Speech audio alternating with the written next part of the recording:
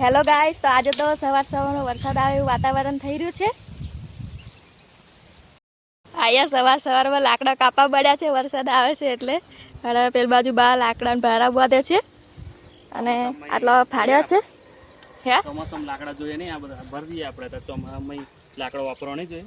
જોઈશે જ કેતા લાકડો કરી કાપીને લાકડો તો છે જ આપણે એટલે થઈ જશે.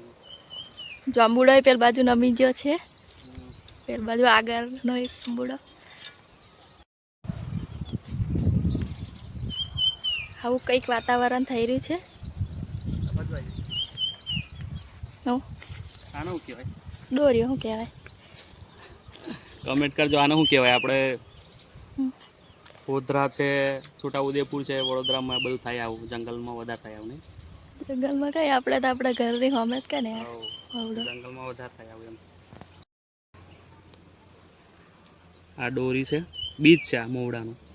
આને ફોડીને અંદરથી કાઢે અને લોકો વેચે. બહુ આનું તેલ નીકળે આનું શુદ્ધ તેલ આવે ને. આને ખાય ને તો ચીકા જેવો સ્વાદ આવે. ચીકુ કેવું લાગે એવો સ્વાદ આનો આવે. તાર ખાવું છે? મને ખાવ. અને પોળીને જો આપણે ચૂલામાં નાખીને ધુમાડો કરીએ ને તો સાપ બાપ જોડે હોય નીચે નજીક કેટલામાં તો સાપ નજીક ના આવે એના ધુમાડાથી, એની સ્મેલથી બહાર ભાગી જાય એમ. આવું આપણને તો ખબર નહીં, પણ મારા દાદા ને બધા વાત કરે છે કે આવું થાય એમ.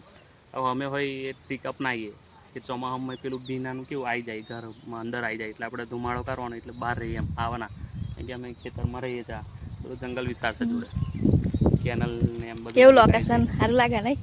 આ વચ્ચે વાળું અમારું ઘર છે. અમે ગામમાં નહીં રહેતા, અમારા ખાલી જાંબુડા વાળું. હા, આવું કંઈક લોકેશન છે, ખેતરમાં રહીએ છીએ. તો લાકડા બધા અહીં લાઈન મેકી દીધા છે. આ બાજુ હોય તો અહીં આગળ ગોઠવી દઉં. આ બાજુ ગોઠવવાનો છે.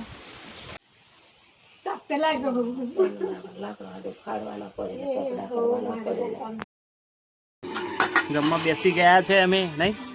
જો હા, આટલું વસ્તુ છે જમવાનું. મજા આવી છે. કેટલા વાગ્યા? 1 વાગે પિક્ચર જોઈએ છે.